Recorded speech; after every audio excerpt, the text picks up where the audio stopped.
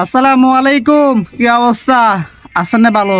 আপনারা ব্যাগে তো নদীর মাঝখানে বড় হয়েছি, মুহুরি নদীর মাঝখানে। কি শান্তি, কি আনন্দ, কি ফিলিংস, সেই অনুভূতি বুঝেন না?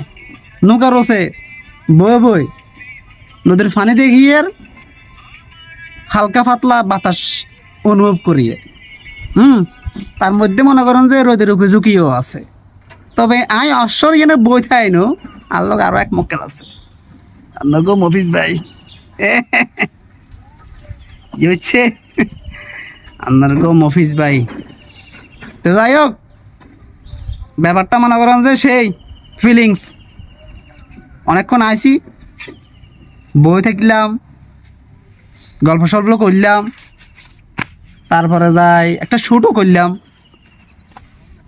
হ্যাঁ, আসলে এত সুন্দর একটা ভিউ উপর দেওয়ার একটা মাত্র কারণ হচ্ছে নৌকাটা। এই যে এত সুন্দর একটা মুহূর্ত কাটাইয়ের নদীর মাঝখানে বসি, এর কৃতিত্ব অবশ্যই পাওয়ার যোগ্য হচ্ছে নৌকার মালিক। যদি হে বেড়ায় এই নৌকা গানের গাছের লক্ষণ আমাদের একটু, তাহলে আমরা মনে করেন যে গল্প করতে পারতাম না, নদীর মাঝখানে বই থাকতে পারতাম না। এত সুন্দর একটা ভিউ মনে করেন যে আমরা উপভোগ করতে পারতাম না। ঠিক আছে না রাত ভাই? কি কন? আচ্ছা, এই হলো অবস্থা। এখন ইয়া কাইক্কা মাছ, কাইক্কা মাছ, হ্যাঁ কাইক্কা মাছের বাচ্চা বুঝছেন না? কাইক্কা মাছের বাচ্চা কো দেখুন হচ্ছে দুমদম্বি করে। হ্যাঁ কিন্তু সালাক আছে, কিনে লিখিব কিনব তোর সতী এটা হাউক এক কিলো তোর হুতি। ও বিউ রে, অস্থির একখান বিউ রে। মনে করেন যে এরকম নৌকার উপরে বসি, চোখ দোনকার আসমানের মধ্যে, আসমানের দিকে তাকাই থাকবেন, নীল আকাশ, খণ্ড খণ্ড মেঘ, হ্যাঁ দুম্বদম্বি ঘরের। আমার কাছে কিরকম লাগবে গনছে সেই ন।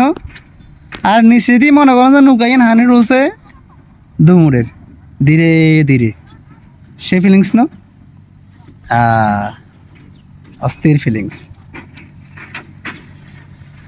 ও তো চলিয়ে যান কেন? এই সুন্দর এই জায়গাটা হচ্ছে আমরা হসুরাম বাজারে। তবে কোন জায়গায় আইন কইতান না, আপনারা যাতারা ঘুরতেন আইবেন, ঠিক আছে না? হেতারা অবশ্যই আর যা নখ দিয়ে আইয়েন, নখ দিবার আগে অবশ্যই আর ফেস গারে ফলো করে দিবেন, নলে ঠিকানা কইতান না। কি ভাইয়া? আচ্ছা ঠিক আছে, তো ঠিক আছে, আল্লাহ হাফেজ, বাই বাই, টাটা, ভালো থাকবেন।